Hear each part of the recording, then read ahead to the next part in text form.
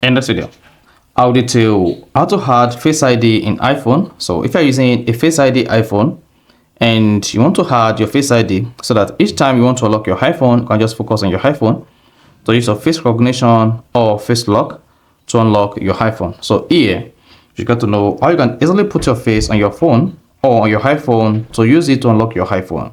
So if you're done with this video, you found this offer informative, please don't forget to like and subscribe.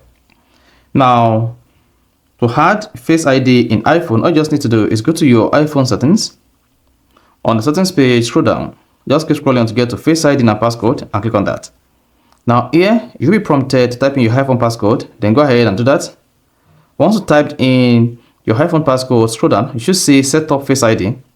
Now you want to set up your new Face ID on your iPhone so that each time you want to unlock your iPhone, you'll be prompted to use your Face ID as well as passcode.